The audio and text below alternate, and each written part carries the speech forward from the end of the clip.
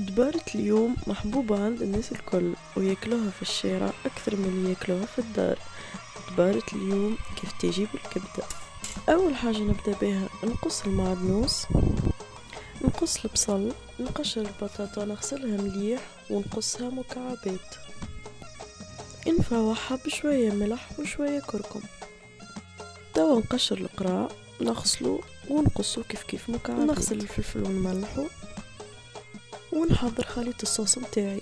كعبتين طماطم نغسلهم ونقصهم، نفوح بشوية ثوم، تابل وكروية، فلفل أحمر، كليل وزعتر، هريسة عربي، مغرفة طماطم معجونة ورشة زيت زيتونة. نخلط كل شي مع بعضه. توا ناخد الكبدة متاعي نقصها بعد ما نبدأ غسلتها مليح وخليتها تتنفخ شوية مسخون، وهذه العظم متاعي حضرتها. دونك حضرت كل شيء. توا باش نبداو في الكفتاجي متاعنا. نجيب القلاية متاعي ونبدأ نحط الزيت ونبدأ نقلي البطاطا. توا نخرجها،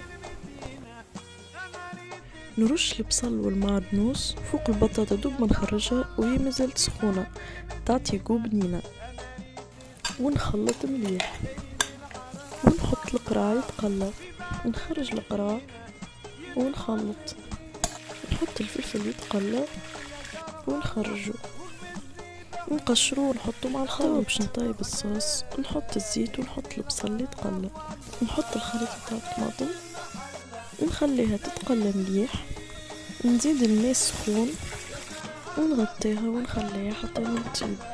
توا نرجع نقلي العظم ونخرجها نحطها فوق الخليط متاعي. توا نجيو للكبدة نحطها تتقلى، نفوحها بشوية ملح وشوية فلفل أكحل، نخليها تتقلى مليح ونزيدها شوية ماء، نغطيها ونخليها شوية بركة حتى لين تطيب.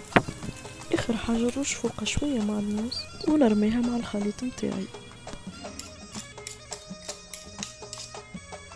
توا نفتفت كل شي مع بعضه، واخر حاجة نحط الصوص متاعي من الفوق، نخلط مليح. وهذا الكفتاجي متاعي شهي.